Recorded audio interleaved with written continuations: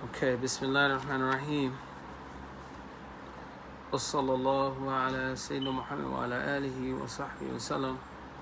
Radiyallahu ta'ala anhu wa sarad tabi'ina wa ulama amilina wa a'imma arba'i mujtahideen wa muqallidihim ila yawm ad-din amma ba'd. You want to take care of that for me, okay?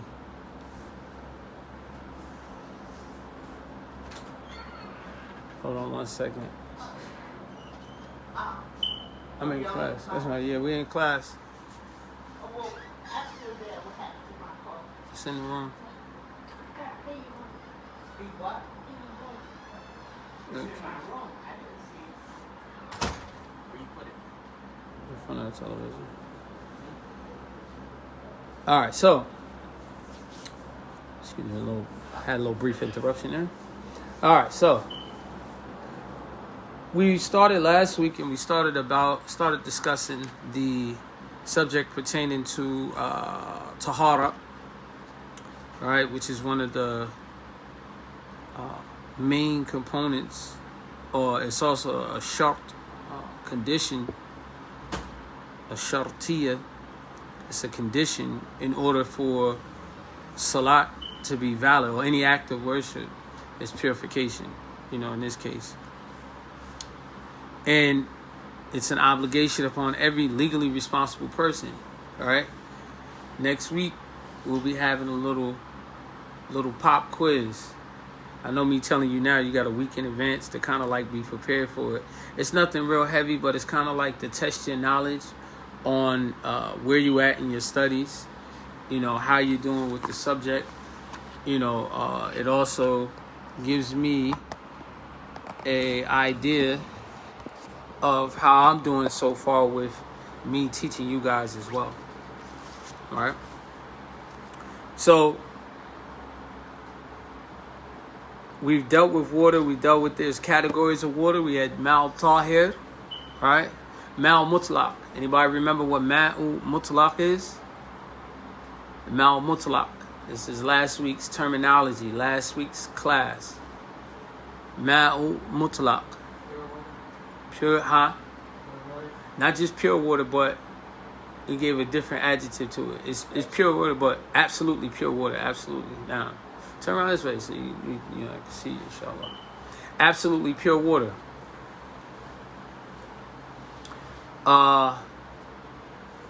And absolutely pure water, what is it that you can do with absolutely pure water? What's the judgment of it? Make wudu. That's all you use water for? Ghusl. Now, you use water for ghusl, wudu. What else? There's a third one, specifically. Huh? No, not eating. That's cooking. Third one. Istinja, right? Those three acts of ibadah. It was three things. So this would be our little pop quiz right now, right? So absolutely pure water, Ma'u Mutlaq. If you were taking notes, you were writing notes, or you want to reformat your notes. Ma'u Mutlaq, absolutely pure water, is used for acts of ibadah and ordinary purposes, of course. Now, when you're saying acts of ibadah, of course, it's with those three things we just named, because that's what you use water with specifically, right? Wudu, ghusl, and istinja. Right? Ma'u Tahir, pure water. What is pure water? It's water that's what? It's been what? What about the color, taste, and smell? You're on the right track. What about the color, taste, and smell? Ma'u Tahir. Now, so Ma'u Tahir is utilized for ordinary things, right? It cannot be, this is his hukum. It's used for ordinary things. Eating, drinking, cooking, drinking, washing dishes, washing clothes, etc. Right? Those ordinary things, meaning everything you do, like basic life outside of acts of ibadah. Mal tahir is altered in color, taste, and smell by something pure, though. It's altered in color, taste, and smell by something pure, right? So what happens? What happens with that? You can use it for ordinary things. You can cook with it. You can clean with it. Etc. Right? Now, why is it that you have to know the judgment of water? Water is the first thing that's needed in order to purify yourself. Right? And there's only one exception to the rule where you can't find water and you have to purify yourself, and we'll discuss that later. But any of my students know what that action is called? Huh? Where you purify yourself without water. Tayammum, right? Tayammum, all right? And that's under extreme cases. It has to be an extreme situation where there's absolutely no water, right? Or if you do get water, you have to be, the salat has to be on his way out, right? Otherwise, you have to have water. Under basically no circumstance can you really compromise that except under those extreme measures. So even like this, I mentioned this as like a learning moment. When we used to, when I was incarcerated at one point in my life, we were taught that you can make tayammum if the salat is going out. Now, first of all, there was rarely any real reason why you would miss salat while you're in jail. But me, I used to work in a mess hall, so sometimes it depends on how early in the year salat was. But even then, you still ain't even missing salat because you can go in there somewhere in the kitchen and make salat. But we were told, like, oh, okay, you could just use, dust. And we just wipe the wall, make tayammum. You can't even use the dust that's on the wall, discussion about dust. Some of the dust particles, like dust that you find on the wall, a lot of that is left over, like dead skin and other little particles, and that doesn't classify as pure earth. Now, in some of the books of fiqh, people say, yeah, you can use the wall, but you're talking about houses that was made from mud brick. So they were made from earth. You understand what I'm saying? Cement, that's not making the team. So, but we'll discuss, tayammum later. Can you pull that light switch on? Because it's a little dark. I ain't got enough lighting, in here. Now, so anyway, so that's tayammum. So we talked about mal tahir. Okay, its hukm is it can be used for ordinary things, but it cannot be used for acts of ibadah, right?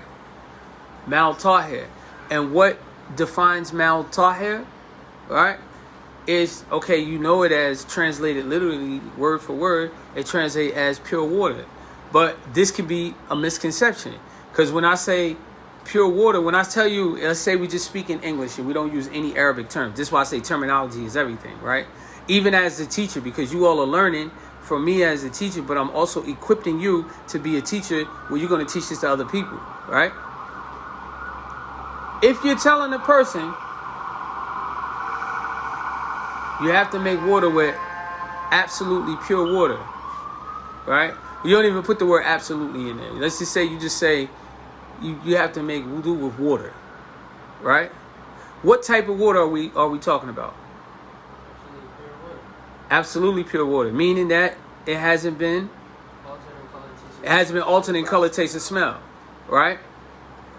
They say, okay, all right, I just took shahada, and you're telling them, look, you have to use water in order to make ghusl and make wudu in order to pray, right? Say, well, all right. And then they come through with a bottle of water. They say, hey, look, we don't have running water in my house, and I'm about to get ready to make salat, and they have a what's the water? What's one of those waters called the flavored water, right? Let's say they have one of the flavored waters. Sparkling water, right? Now, not even sparkling water. We want to use that that nasty stuff. Inshallah, somebody got their phone unmuted. If you can, mute the. Nah, they ain't have to hang up. They could have just muted. Oh, okay, I see them. They still there. Right? So you got water that has flavor in it. But to the naked eye, when you look at it, most flavored water, does it have color? No, it don't have no color, right? It may have a smell. But let's say you just grabbed a bottle of water and you ain't crack it open yet. And you look at it, it's clear like regular water, right? It has a smell to it, correct? You crack it open, you smell it, you smell strawberries, right? Or watermelon, whatever fruit it is, right? And they saying, yeah, Sheikh, can I make wudu with this? What would you say? No. Why? I would say no. Pure water, but Why would you say no? Because of the smell. Because the smell is altered. Okay. Now give them the whole hook'em though. Not only is the smell altered, but you be like, because you're teaching them something at one time. They may never see you again, but they're going to learn this from you. What, say it again, Sheikh? Well, due to the fact that the smell is altered, that's one of the three categories that would make it ma'u tahir, which is pure water, which means you can drink it and digest it, but you can't use it for actually better. Absolutely. See, so right there, you taught them something that they'll walk away with the rest of their life, that they learn a portion of the Sharia. Don't think this is not important. You're learning the Sharia right here. People, back in the day, when the Ummah was divided, people they would consider them like, man, these guys are cowards. They don't want to fight jihad, and all they want to do is sit in the classroom and study about wudu all their life. All right, learning about wudu is just as much as the Sharia as learning about the had punishment, a person getting punitive punishments, and so on and so forth. It's all Sharia. When you start compartmentalizing things, it opens the doors for you to be able to deal with the fasiqs. You see, this is how farq. Okay, everybody's crying nowadays about, and when I say crying, I really mean that, because people will literally, be satisfied with you not saying anything about a person having bad aqeedah, being satisfied with it. Like, look, I understand we got differences. Oh yeah, I have differences in fiqh, but in creed, it's really not a whole lot of room for that, because that can corrupt everything that comes after it. But however, people will build movements based off of that, and they'll cry about it. We can't even unify because we keep worried about aqeedah, bro. The whole, even if you didn't argue with another mubtadi, a deviant group in Islam, you'll be arguing with the kuffar.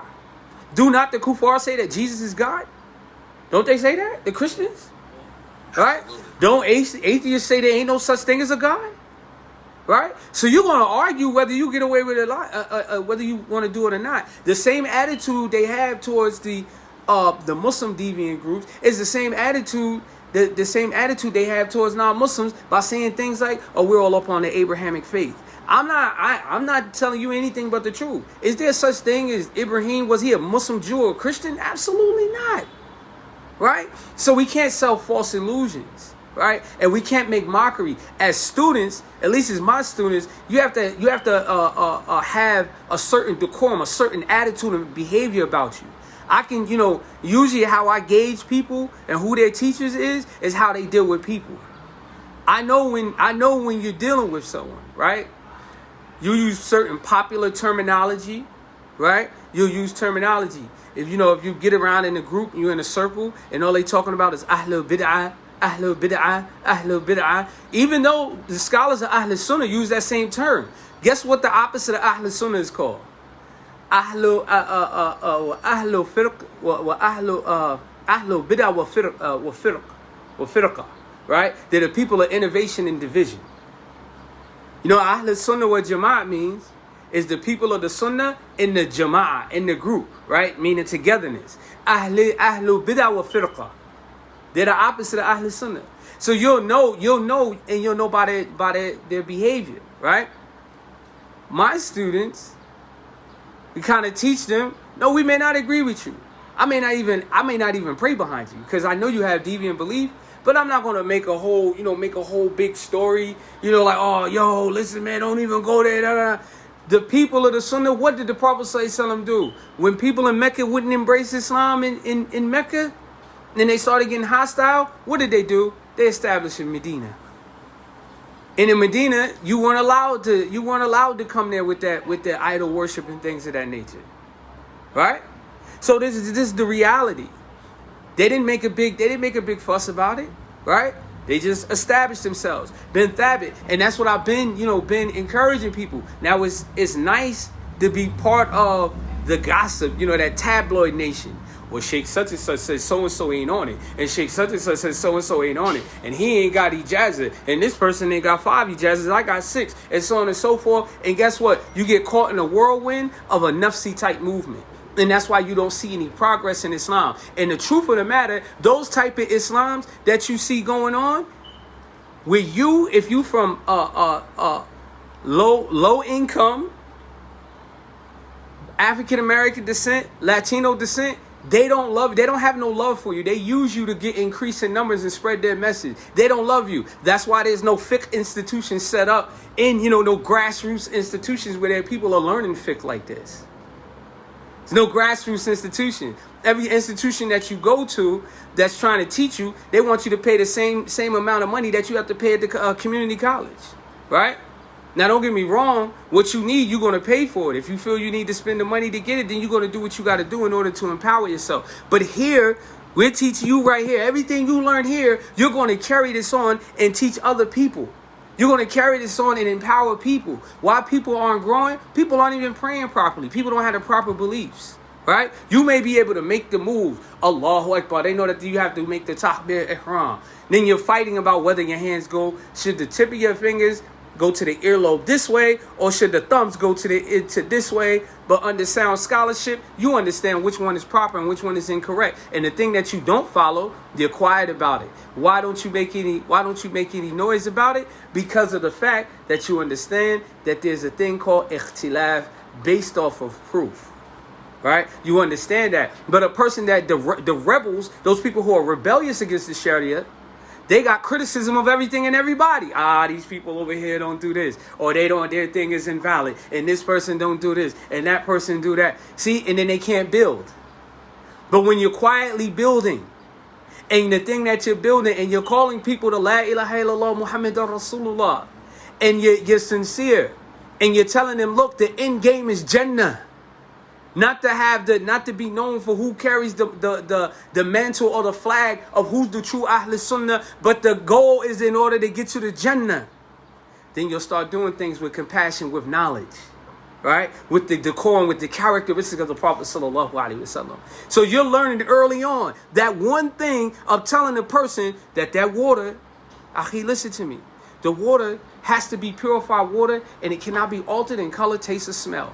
He walked away now. Anytime he makes wudu, he's making wudu properly. He's being rewarded for, or ghusl, or istinja. He's being rewarded for, and so are you, because you just taught them something that was proper in Islam. Right? Now, don't worry.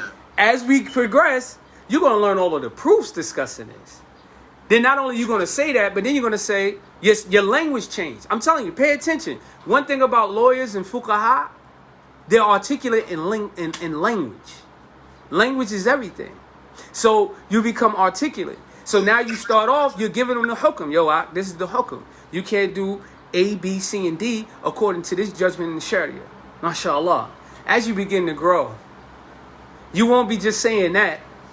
You'll start saying, Rasulullah sallallahu alaihi wasallam, he said this. This is why we do that. Because Allah subhanahu wa ta'ala said that. And from that, this is why we don't do this. Does that erase the fact that you've learned Islam through a madhab? No. That just shows you that you're learning Islam properly. Right? You learn the hukm first. This is what Umdat'l Bayaan is. This is what this book is. This is, our copy of Umdat'l Bayaan. You learn it through this method, and as you progress, you'll start learning. You'll know exactly what Allah and His Messenger said, and then you'll be guiding people according to that. Firstly, stop. You'll be practicing. And you'll know, you enter into the realm of fahim, of understanding, of ma'rifah, right? Knowing. And then you'll spread your da'wah, will be more effective. And you'll begin to see that you're reviving the sunnah of the Prophet Sallallahu Alaihi Wasallam. This is how you revive the sunnah. Now, by running around arguing with everybody, starting fights and things of that nature, right? And then people are so hostile, and when it's time for you, when it's correct for you to have hostility, we don't display that.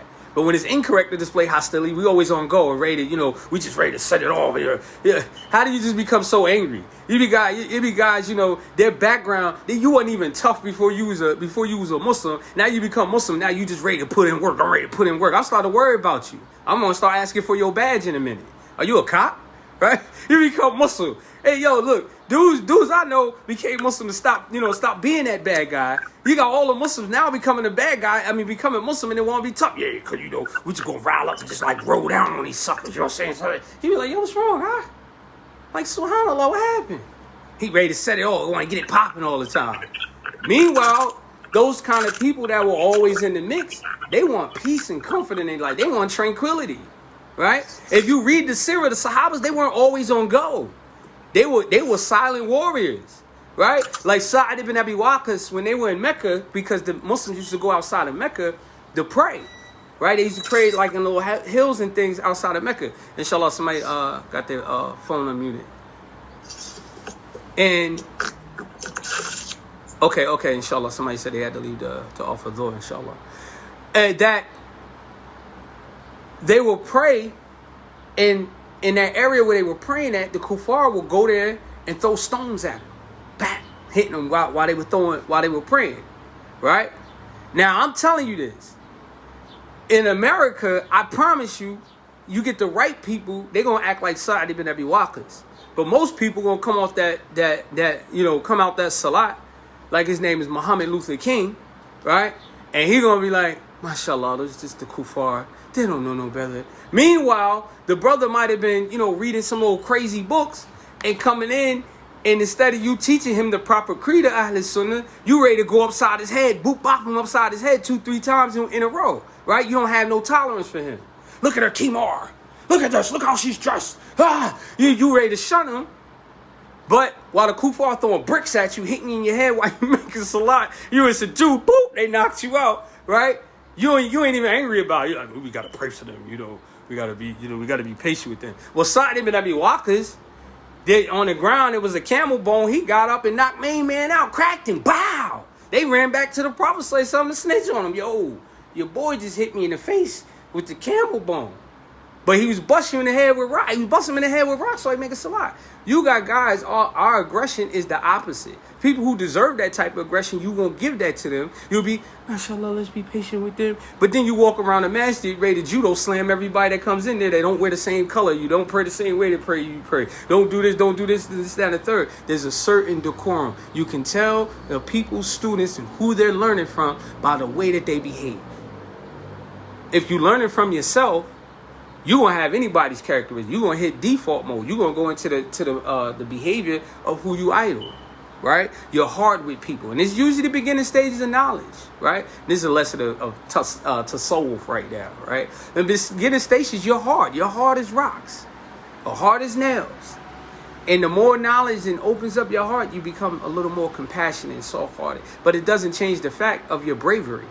Doesn't change the fact of, you having the ability of being a skilled fighter or whatever the case is. That doesn't change anything about you. It just puts behavior and attitude with it.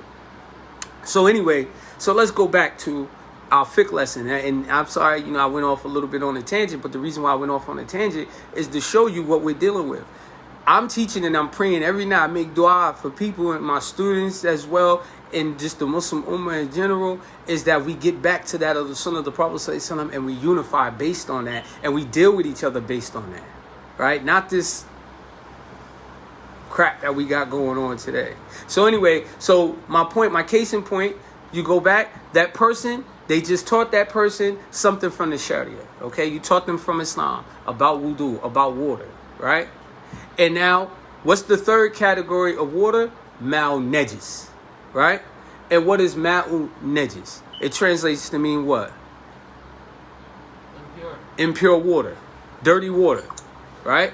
And what's the judgment of dirty water? You can't do anything with it. Right? And why is it considered dirty? Because it's been dirty because of what? It's been changed in? By taste or color. By what though? something impure. See, because pure water, you can't use it for regular acts of worship because of what? It's been changed in color, taste, and smell, but by what? By something that is considered pure. Mal Nejes, you can't use it because it's been changed in color, taste, and smell by something that is what? Impure. All right? Khalas. Now you are a faqih in water. You are a jurist in water. Right? All you need to know is the ayat and the hadith from there, the principal ayat and the principal hadith from there, and then you're a scholar on water. That's the minhaj of the Sheikh Usman and Fodio. That is the way the Prophet ﷺ. The Prophet ﷺ said, "Ballighu anni walau ayat." Convey from me, even if it's only one ayat. Okay? Can I set up the University of Masjid Uthman Dan Fodio and it's accredited and so on? Yeah, you can. I'm not saying that you don't. But right now, you just learn what you need to learn, what's necessary for you to know. And only thing you have to do is learn those evidences from the Kitab wa Sunnah and your faqih in that subject. That doesn't mean you're going to go around and give all kinds of legal rulings. But if you want to give a legal ruling according to water, you are the man. Right? You know it. Let's move along. So we dealt with water. We dealt with that. So one more little thing on my little pop quiz, and then we're going to go into our next subject. All right? Now, pop quiz. You're at the ocean. You're at the beach. It's time for salat. Can you make wudu with beach water, with the ocean water? Yes. No, you can't. But it has salt taste to it. Anybody taste salt water? Yes. It's but kinda nasty, right? naturally occurring. Exactly. It's pure from the law. It's embedded. Now, it's embedded in this water. So there's nothing you could do to extract that. So now, see, I told you, y'all fuqaha in water. Y'all are faqih in water now. We lit, mashallah. MashaAllah. Now, so anyway, so we're going to move along to the discussion talking about things that are considered pure. All right? So now, because why? Why do you have to know about pure things? Because if a substance gets on you, so you learn how things are according to its tartib, importance according to its order, right? You learned about water because the water is the thing, the main substance or the ingredients that you're going to use to purify yourself. But now you got to learn about the things that are considered pure, right?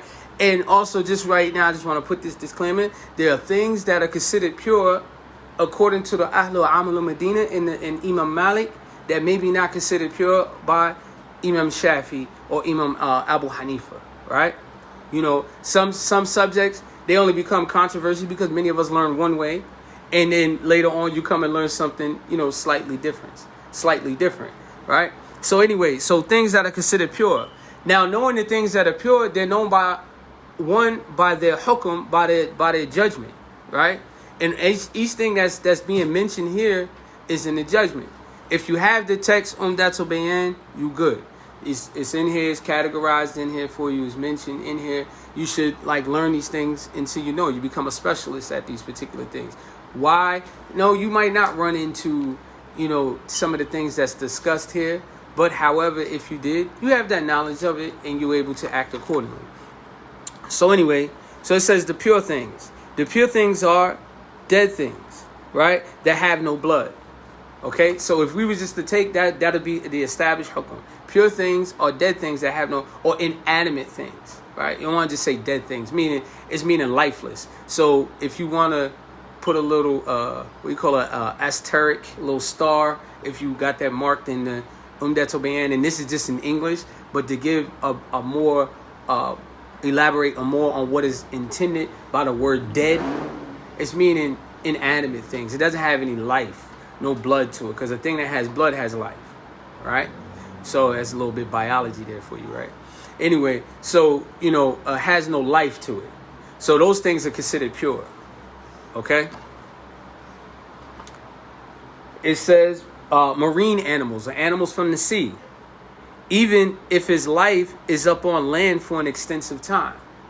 So all water, all animals from the sea is considered pure. So if you got touched by a jellyfish, right? It's starfish. Jellyfish. Get touched by a jellyfish. You don't have to, feel like you just, jumped in a pile of something that was impure. But, it's considered pure if an alligator touches you. All right?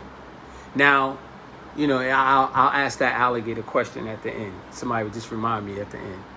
All right. So pure things is things that are dead things or inanimate things, things that are lifeless and they have no blood in them. Right. Marine animals, even when its life is extensive upon the earth, meaning animals of the sea. The animal that has been slaughtered or its contents except that which is forbidden to eat. All right. Now, I want to elaborate on this a little bit. Anybody know about slaughtering an animal? Anybody know about slaughtering an animal?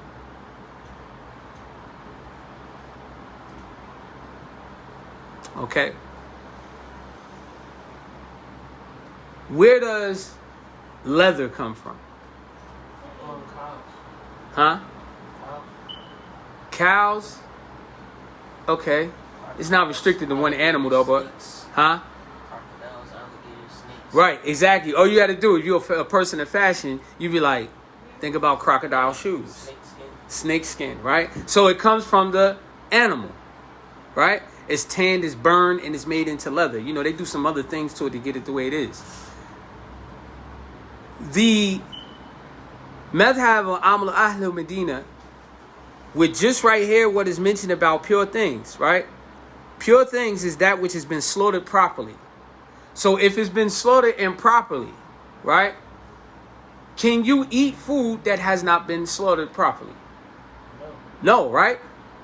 Regardless whether it's a chicken, whether it's a cow, a goat, a lamb, right? If it hasn't been killed properly, then what is it? Haram. Okay. All right, we getting there. We going somewhere. Now, here you see in this, it says, in its contents, meaning those things connected to it. So let's say your man, he works at a farm.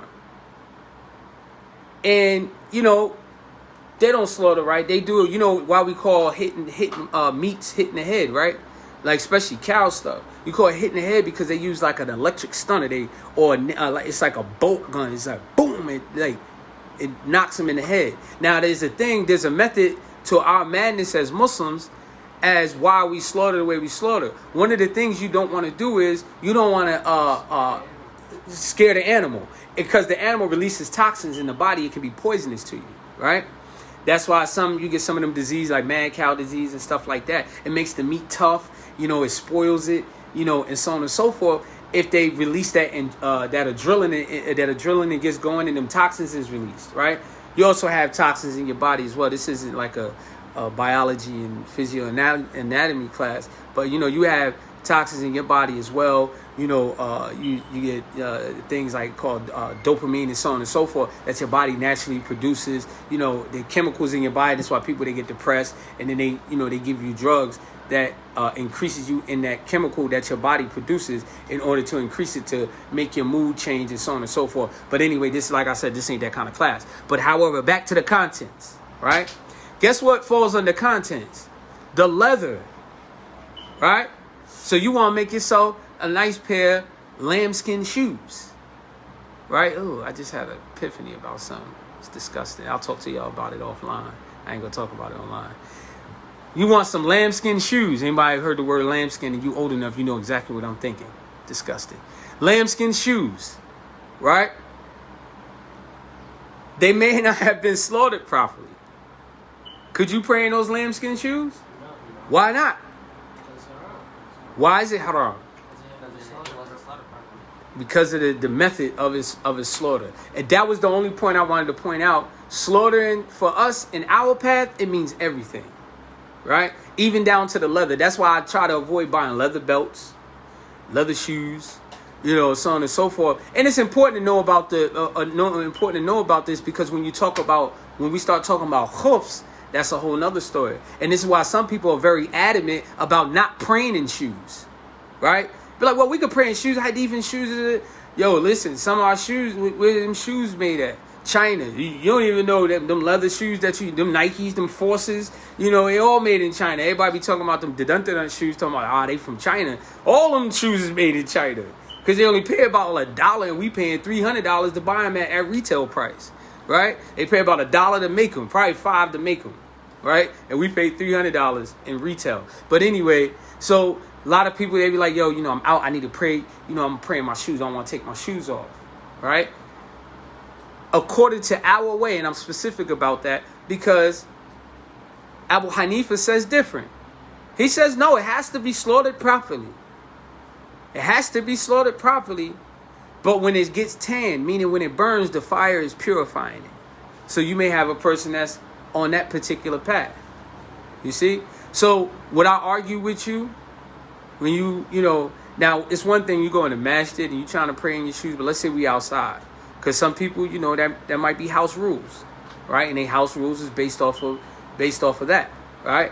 You go in that masjid, you trying to come in, like, some of these people, I'll tell you, I think these guys are fitness soldiers. Some of them need badges. They learn in their masjid, we can pray in our shoes. They don't even pray in their own masjid with shoes on. They be fronting. They go around, get dispatched around the city, and they coming in, they trying to pray in your masjid in their shoes, right? Don't you think that's going to be a fitna? Like when somebody try to walk in your house with shoes on, and you take your shoes off at the door, and you telling this person to come, come on in the house. They be like, oh, you got to take your shoes off, and they still walk in your living room with their shoes on. Will you not be offended? What? Absolutely. It could even cause trouble. It depends on how you acting with regards to that. So this is what we're talking about. Well, I keep talking about the fitness soldiers, right? They wound it up and they they dispatched to start trouble. So anyway, the proper, the content. So things have to be slaughtered properly. Okay? Now, with the exception of that which is forbidden to eat. Okay? So the animal that is haram, right? The wool, the hairs of the goat, the feathers of the duck, or the animal, or the hair, right? Now this is where it's going to throw everybody off. What is the hukum of eating the pig? You can't eat pork, right? Now, it says here, he gives the exception, right? That which is forbidden to eat. What animal is forbidden to eat? I mean, there's other animals too, but the pig, what we know is more commonly we run across is the pig, right? So I'm gonna read this one more time, and I want y'all to like interject, okay? I need y'all to listen and pay close attention. So we talked about water, marine animals of the water, or the sea, right? Are they pure or impure? Pure. Okay. Number 2. All right. No, firstly, what's considered a pure thing? Anything that's what? Dead, right? Okay, I see you guys are paying attention. Alhamdulillah. My online crew, I know y'all a little slow at it, but you can type in the chat. I'll still see it, right? Anything that's dead, and when you're saying dead, it doesn't have what to it? Any blood, or it's lifeless, right? Marine animals are considered pure, meaning animals from the sea. Third thing that's considered pure, that which has been slaughtered properly, right? Animals that has been slaughtered properly, okay? The animal that's been correctly slaughtered, right?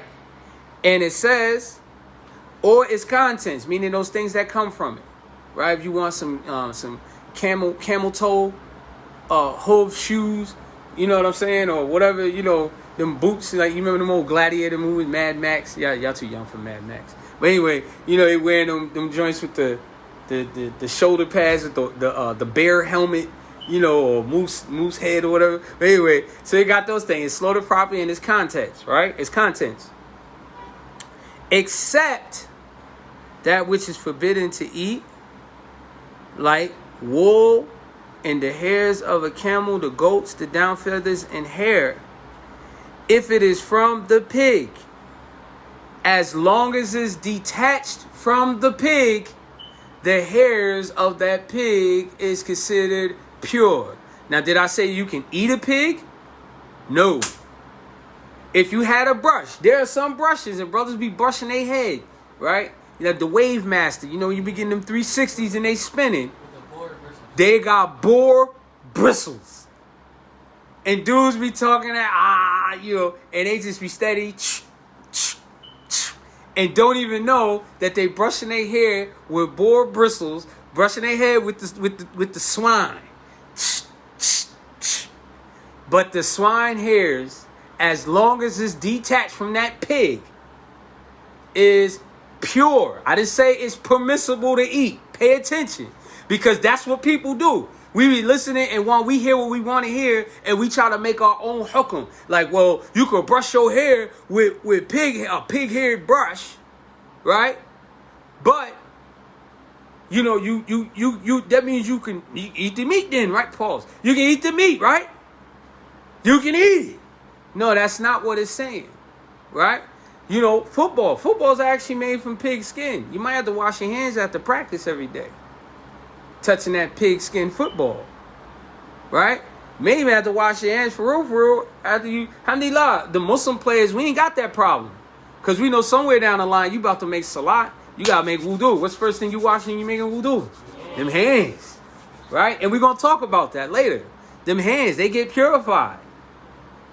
You know, it's nothing wrong with that. Yeah, you teach it. You can teach your kids about the pigskin football. Yo, you know you carrying pig when you running with that ball, boy. Subhanallah. And look, where you tuck if you're a running back, where you tuck the ball at in your arms? Right here, right? Don't you watch this part in wudu? Look at the wisdom of Allah subhanahu wa ta'ala. Huh? You make it wudu. You got wash your hands first. You tucking that joint all up in the forearm, right? And you still gotta wash it. Wudu, Islam is made for football. Anyway, so let's go back to those things that are pure. So as long as it's detached from that animal, you know, from that pig, we're talking about pigs specifically, then the hairs is considered pure. Inanimate beings, right? And it is lifeless. It is a lifeless body which has been separated from it, except that which intoxicates a living being with tears, sweat, saliva, mucus, the eggs from the thing, even when he has eaten that which is impure, with the exception of rotten flesh, or that which comes out after death, human milk with the exception of the deceased, milk of any other things follows the judgment of his meat. Now, let's go back. So you talk about the things that are lifeless. They're considered, the lifeless things that has been extracted. Okay? Now this is where the hukum comes from. Lifeless things that has been taken away from, from that, it's been separated from the lifeless body, right? Meaning that body don't have no blood in it. So you're talking about things that don't have any blood. Because remember we started out, what was the opening line? That, pure things are dead things, right? And I said that, meaning you could put a little asterisk there, a little star, meaning that the things that are what? Without life, right? And then the Sheikh, he goes on and he says, they don't have no what? No blood, right? So now, okay, so we just talked about the different categories. Marine animals, animals that's been slaughtered properly, or, we talked about the pig as long as it's detached, right? Now he goes into inanimate beings, right? He says about them, he says, if it's lifeless and it's been separated from it, except, now you have things that intoxicants, right? Where you get intoxicated, right? With, like for instance, a thing that's an intoxicant. Where does the actual tobacco come from in the cigarette? It comes from what? A plant. Where does the wine, what turns into wine? How you make wine? You let what get old? Fruit. Right? Now, grapes, fruit, well, grapes is one, but I mean you make some hooch out of anything. Anyway, right? Cocaine, where does it come from? Yeah, see, honey, y'all kids, y'all some pure kids. Y'all wasn't corrupted. Where's cocaine come from? My people online, I ain't see it pop up yet. The cartel. The plant is, it does come from the cartel, but they make it in the lab. The cocoa plant, right? The plant, right? The actual cocaine plant. So the plant in itself isn't actually the intoxicant. The grape in itself isn't the intoxicant. See, and this was the game that people used to play. If you were, if you was back in the day, the Muslims used to play this game. They used to tell people, yeah, you can smoke weed because it comes from the herb. We used to be like, oh, you smoke weed, huh? Yeah, his drug of choice. You can smoke weed, it comes from the herb. Weed is good. It comes from the herb. It grows from the earth, right? We be like, yo, what kind of crap you on, man? An intoxicant is anything that alters your mind state. But weed's from the earth. It's natural. It's natural. We was in a whole debate about this, right? So, one brother was like, yo, hold up. Cocaine come from a plant, too. So I can sniff yayo when I want to. I can smoke crack. Now, because crack is bad in the public eye. No, you can't be smoking crack, actually, But I can smoke weed though. Come on, right? You see what I'm saying? Anything that's altering, right? And of course, this is into another science that we're dealing with. We're getting into that, but you're getting my point. Anything that intoxicates. Now, honestly, I've never even come across this in my life, but I actually learned it. But you can get intoxicated from sugar. You can get intoxicated from milk. Too much consumption of it. It makes you high. And there's a hukum, there's a rule when we're dealing with wudu. If a person is intoxicated, his wudu is broken. He has to wait until he comes off of his intoxication in order to make wudu. And, in order for his wudu won't even be considered valid. Even if he made it properly with water, it wouldn't be accepted if he's intoxicated. You see why fiqh is so important? Right? People, I'm telling you, in America, in the hood, wherever, you'll hear a lot of old stories. And I ain't just limited to that, but this is just where I stomp my feet every day. Right? You'll hear some wild stories. People will tell you when they read the Quran, there's this whole science dealing with the Quran called abrogation, within the Quran, nasikh wa mansukh, right? And there was certain ayats were wiped out by other ayats, right? People used to tell, and it used to be an ayat, don't approach prayer while intoxicated, right? And so people will wait until Isha to get high and drunk and try to sober up by the time Subh come around in order to make salat. Allah made intoxicants haram before the Prophet ﷺ was even, before he was even deceased, before he even died. Right? So what happened? That last ayat abrogated all those ayats about intoxicants. Okay? So you can't get high. I don't care what form it is.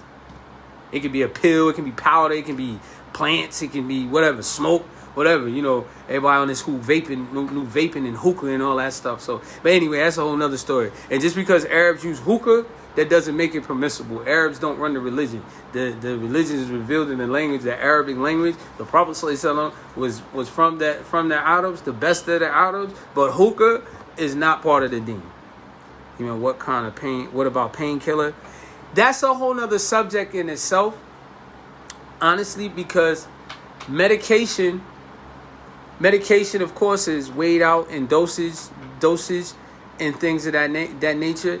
If you have a person, all right, Brother Sharif, if you have a person that has to take painkillers, I'm talking about prescribed painkillers by an actual specialist, okay? Because you got two types of painkiller medication. It's real cool to be high on perks now, right? Without a prescription, right? And I ain't talking about from a quack doctor. You say Dr. Quack. I'm talking about from a real legitimate doctor. Now, in Islam, you have great examples from the different men and women that follow the Prophet sallallahu alaihi wasallam. Right? Like you have Urwa ibn Zubair, you had Ali ibn Abi Talib. Right? These are just a couple of them I can think of. Some of them, they would make rakas as their medication while they get a arrow yanked out their leg. Right? Now, arrows, comparison to bullets, were more lethal. Usually if you got hit with an arrow, or you had pain going in and you had pain coming out, And when it was coming out, see, now you got surgical knives, so you can eliminate it. You can eliminate this, right?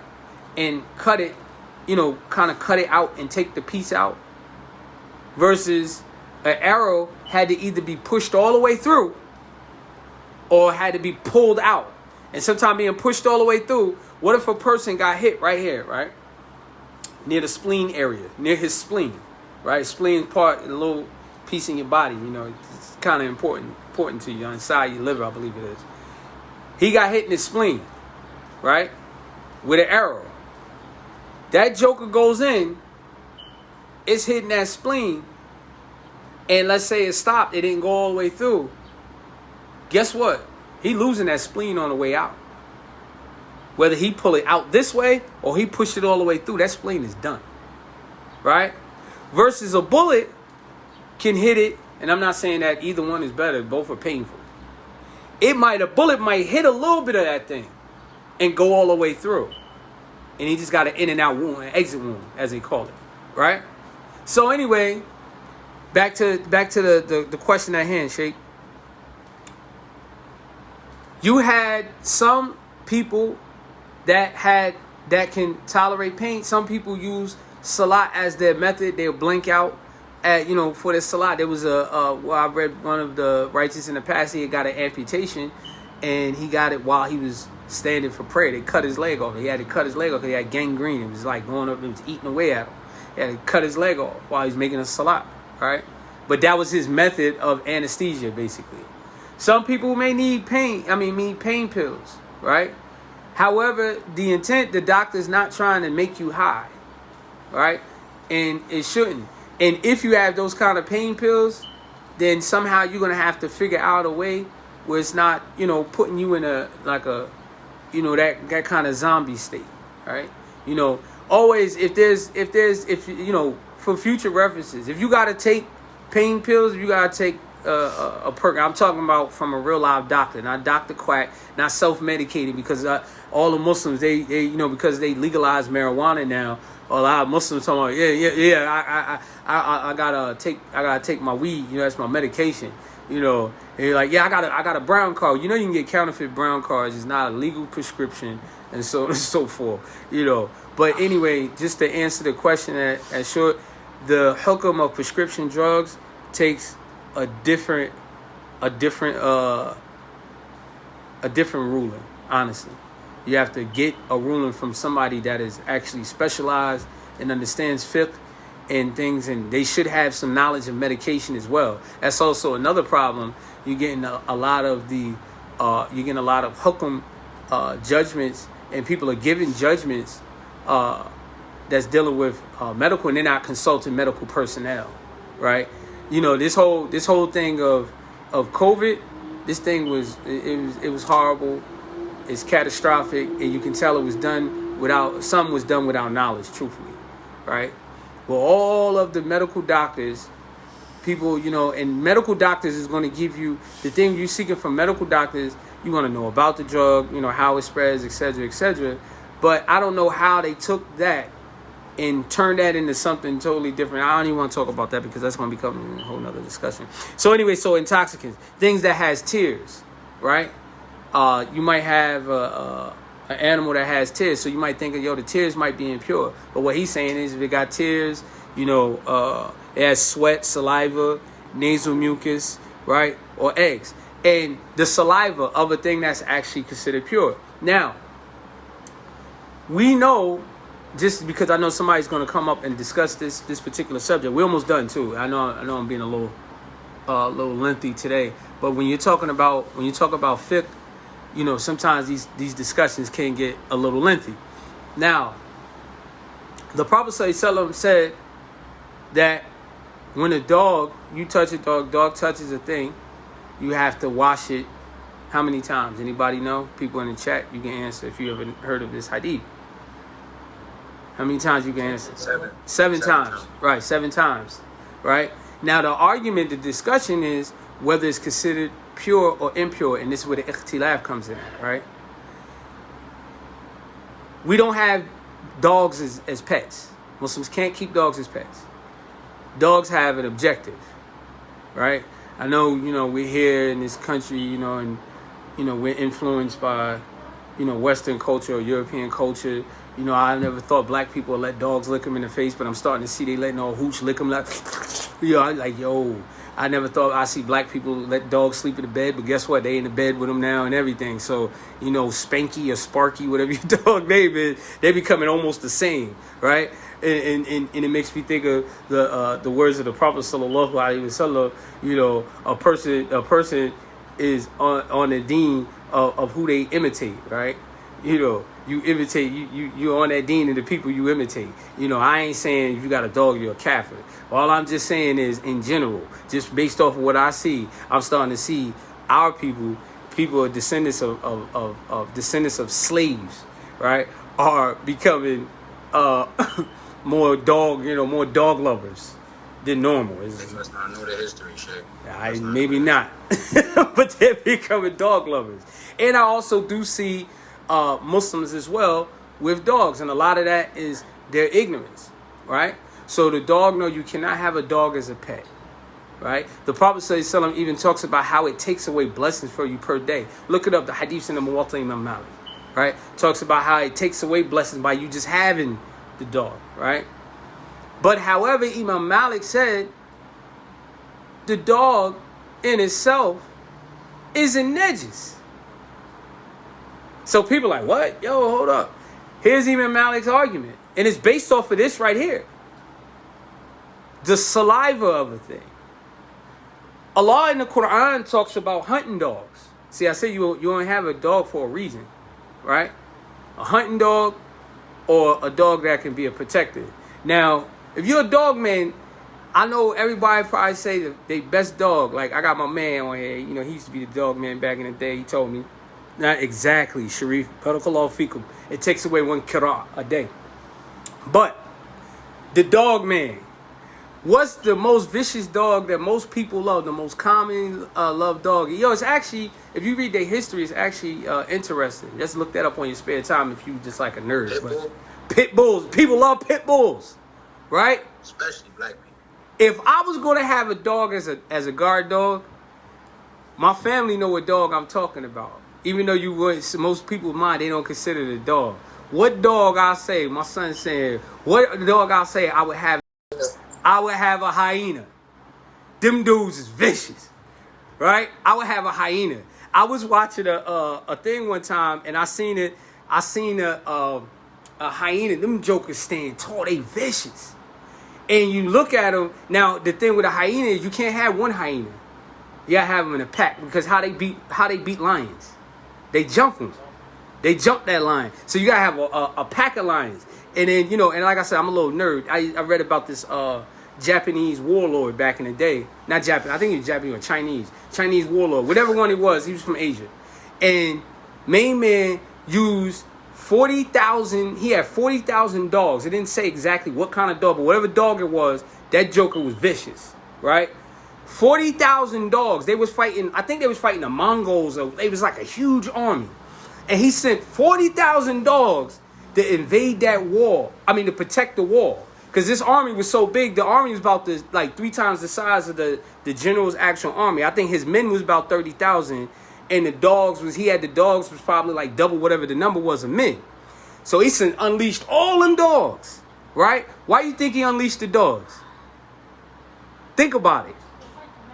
Well, they fought the men, but they didn't really fight them because they was going to die. What do you think they did? What did they actually do? Huh? They didn't bark? They weakened them, but how would they weaken them? Scaring them? Nope, not scaring them. It is scary though. Some people scared of dogs, huh? Nah. They took the hits from the arrows and the swords and stuff. You wore down their resources. You can't fight a war without no resources. He wore them down. Then by the time his men were fresh, because his dogs were like 40, 50,000 deep, and you're wearing your squad out, he sent in the fresh crew, knocked them all off. So I always took a point from there. I said, if I ever have a dog, I'm going to get a hyena. And I'm going to try to collect packs of them jokers. Because whatever's attacking, they're going to tear him up. But anyway, so Imam Malik said about the hunting dog. Allah talks about the hunting dog in the Quran. You send the dog out. Bismillah, send the dog out. The dog out bites the jugular or whatever that animal is, and he brings it back in his mouth like what? Like a duck, right? People send out the little hound dog to go find it with the duck, right? I forgot to turn my phone over, and I don't want to touch it because it'll interrupt the live now. I'm just going to have to keep ejecting everybody's call. But anyway, it'll come back with the duck in his mouth. Now, if a dog in itself, if it was impure in itself, then when he bit and killed that duck or whatever that animal is that he bit, wouldn't that meat be considered impure? Right? Yes. Well, Imam Malik was like, well, Allah Ta'ala said we could use them to go hunt, and they bit, and when they bite and killing the animal, and he's bringing it back to you. So Imam Malik was like, no, it's not considered impure. But however, the way that the fuqaha were with honoring hadith and behaving in accordance, because there is a principle, it's a Maliki principle. Every sunnah is hadith, but every hadith isn't sunnah, because there's some hadiths that scholars don't act on, and for various reasons. Some hadith that's narrated, I'm talking about written, textual hadith, may have a sanad, and it may have been acted on one time at one point, but it may not have been a continuous, practice. But those people that are lovers of hadith, they will still carry on and wash that bowl or that thing that the dog touched 7 times out of the honor of the hadith of the Prophet ﷺ, regardless of whether you... I have a question, Shay. No. So I'm trying to understand. So with the saliva of the dog, if it licks the bowl, you don't have to wash it 7 times? Exactly. It's considered pure. According to the Malikis. Right. But even Malikis will still practice. Even like with all the confusion with a lot of people when you talk about the issue of praying qab, crossing your hands, or leaving them to the side. The hadith about crossing the hands is in the Muwatta Imam Malik. The hadith about praying sadr isn't. You find that in other collections, right? But however, Imam Malik placed it in there to accept the authenticity of the hadith, but that was not the practice of the people of Medina. Oh, because sunnah and hadith are different. Exactly. Exactly. Now, alaikum salam wa rahmatullahi wa barakatuh, Salih. Now, so the hukum, the saliva of the dog isn't considered impure, right? And I can tell you all kinds of Shafi Maliki jokes we had in Philly. There was a dog, we were standing, I used to live in South Philly, we standing on 31st Street. All my friends sound racist, don't they? All my friends that were standing out there were Shafi, except a couple of us, right? And so when the dogs started coming down the street, they started like breakdancing, like, try to move out the way and everything. And we like, man, we ain't got those problems, those Shafi issues, right? We just stepped out the way of the lady with the little dog. And then, because she had a dog on a leash, and the dog trying to like sniff everybody, we just stepped back like, I ain't got those problems. They're like, oh man, it'll mess up our salat and I gotta go home and wash this. That ain't my problem, mashallah. And then we laughed about it and kept life moving. But anyway, not to spend too much time on this and harbor on this. So the saliva from the dog is considered pure. And this is what we're talking about from the Madhab Imam Malik. So the saliva, the nasal mucus, the eggs, right? Even when he has eaten that which is impure, except rotten flesh, right? Meaning that animal eating another animal, right? You got an animal eating another animal, right? Like certain like wolves or something like that, right? An animal that eats other animals. And then so he says, the rotten flesh, and except that which comes out after death, human milk for the nursing mothers. A lot of women. This used to be a famous question for women who used to nurse, right?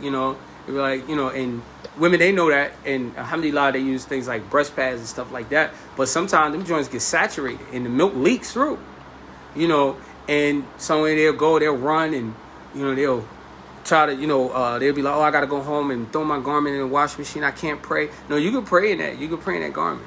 It's pure, it's considered pure, right? With the exception of dead people's milk.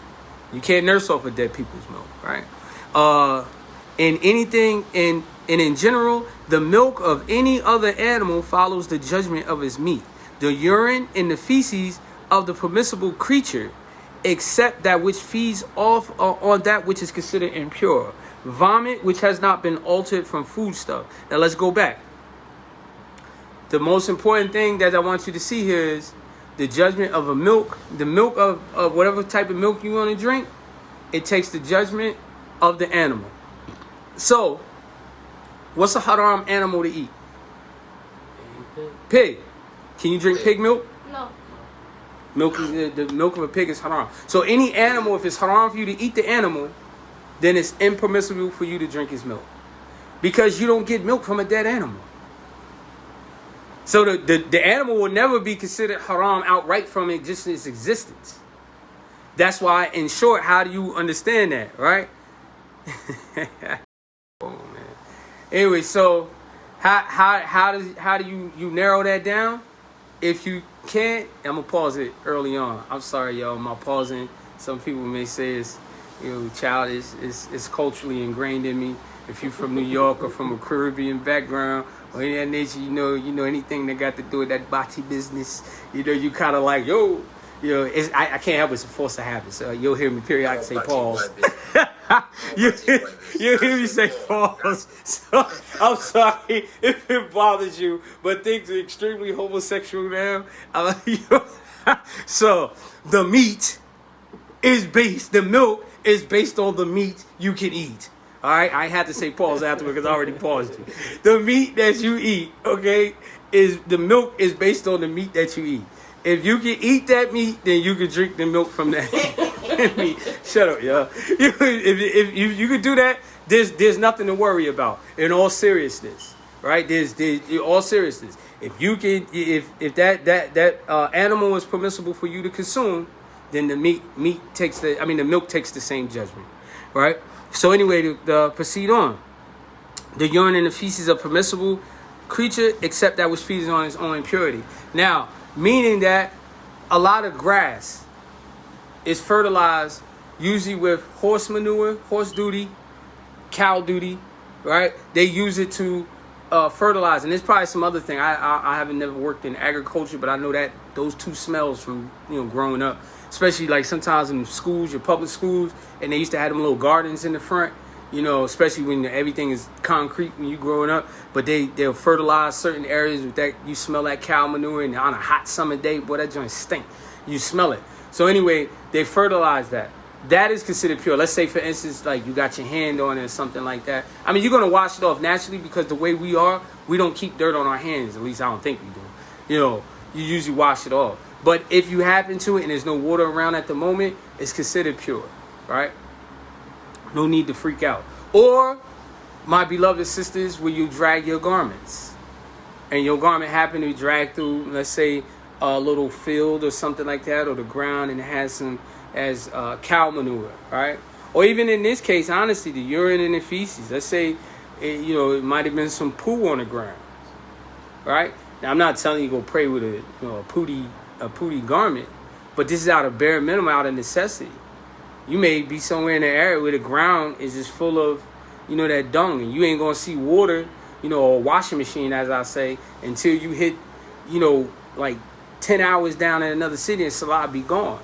The easy thing to do, if it's on there, you having doubt about it, take some water on there, pour it on that garment or with that piece that the filth exists, until it's saturated, till the water goes all the way through. It is pure.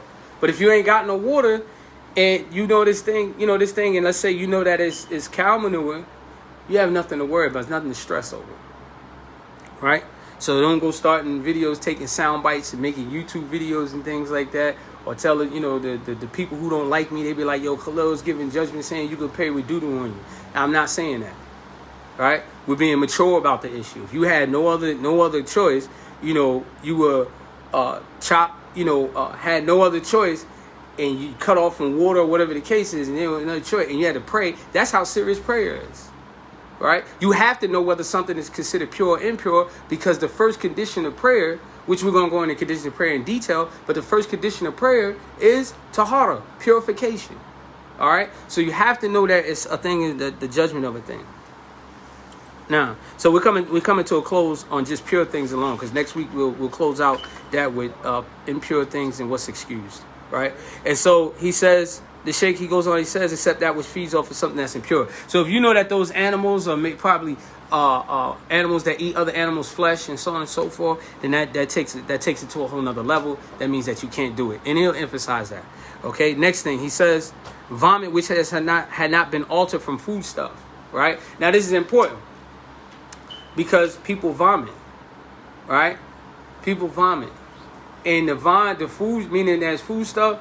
If you we were all children. Some people were fortunate never to ever throw up, but if you vomit and threw up, and you got chunks of chicken, you see the chunks of chicken or whatever you was eating, that junk is chunky. You still see the chunks of it. You got to identify it, right?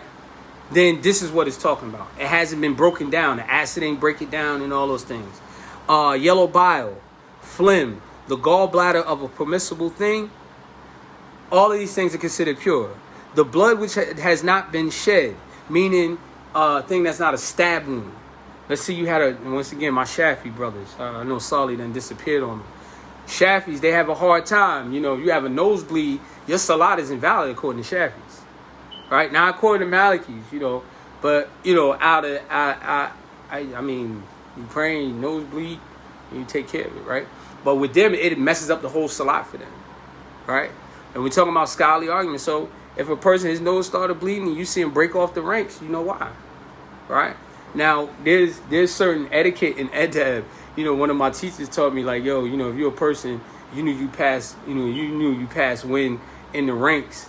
You know, maybe one of them silent Jones, you know, they say you kind of like just step back, kind of like play like you had a nosebleed and roll up the ranks. You know, I kind of found that funny too. Like, yeah, you just go, bro, you grabbing your nose first thing. I'm gonna think you just bust your chops. I'm gonna keep it, but whatever the case is, that was just his method of saying like you show adab and leaving the ranks. But anyway, and blood which has not been shed, so you haven't been stabbed or shot, right? Or, you know, you picked a hole in your arm until that case. So if something got low blood on there, you know, it's something. And we'll get into that in the next class, inshallah. Musk in the sack. Some animals have a certain musk, you know, in the sack. They keep that musk. Farm produce fertilized by impure things, which we went back and we talked about manure, right? Wine that has become vinegar, right? Because the same way you make khamr, you make wine, you also make vinegar in that same way, or which has been acidified, right? So with that, inshallah, we'll stop here today. You know, I think this was kind of long. I don't know. Yeah, I went over my time. I apologize for that, everyone. You know, I try to keep it under an hour and shorter. You know, I apologize. But however, it was a little lengthy. And I think most of this is because we did the little pop quiz in the beginning, you know, where I tested you on those things that are impure. You know, if you were to highlight certain things, you know, go back, listen to the recording, but quickly understand what pure things are, right? You want to understand that. You want to understand the type of things that's considered pure: marine animals and animals that's been slaughtered properly, animals that are permissible for you to eat. What's the judgment of the milk of an animal? It takes the judgment of his meat, and so on and so forth. So I apologize, you know, like I said, for being lengthy. I know you guys have, you know, your own lives, and I appreciate y'all taking the time out, you know, attending the live lesson or, you know, online or in person. You know, I appreciate that. I truly value it. You know, it gives, Allah Ta'ala has given me the chance to teach you all, and you all to receive reward from what I'm teaching you, and I to receive reward as well, you know, inshallah. So make dua for me, make dua for my family, make dua for the Jama'at, make dua for the Ummah in general, and spread and share this knowledge, inshallah. You know, let other people benefit. Because really, in real today's time, I see people throw that around, say, oh, people got cult mentality and so on and so forth. Really, the only one true characteristic that a cult really have is their knowledge is a secret. It's like some old secret knowledge, right? You know, you be teaching, like, if you ever really, and be honest, to be honest with you, if people were looking specifically to learn Maliki fiqh, it's almost cult-like. It's almost like you got to get through the back door, you know, go through this alley right here, twist the rock 3 times, you know, hold your hand up 3 times for somebody to teach you true Maliki fiqh. Then you got the charlatan Malikis out there, just telling you, never really studied Maliki fiqh and got you out here looking like a whole bozo. So the reality is, just spread it. And we're not even emphasizing it just based on this madhab. We recognize and understand it, that it's one of the paths back to Prophet Muhammad sallallahu alaihi wasallam, to Allah azza wa jalla, that you properly worship and you'll be raised up, on the Qiyamah and feel safe, right? Because Allah honored those four men, Abu Hanifa, Imam Malik, Imam Ahmed, Muhammad Idris al-Shafi'i, Ahmed ibn Hanbal, right? But Allah Ta'ala anhum, right? Allah Ta'ala honored them. In each of them, at least the two earlier paths, meaning Abu Hanifa and Imam Malik, you'll find their connections directly to Tabi'i, and you'll find the connection of the Tabi'i, or the Tabi'i being connected directly to the Sahaba, who's directly connected to the Prophet Sallallahu Alaihi Wasallam. This is the origin and the development of that. And we'll start having classes on these particular subjects soon as well. I'm going to start teaching on these particular subjects a little bit more, so that you'll have the proper understanding. It's because, I ain't going to say that statement because somebody will take that and run with it and have people making indirect comments about me later. So anyway, barakallahu fikum, share the video, inshallah, and spread the knowledge, inshallah. Teach this. First people you should teach your family. They're your front line.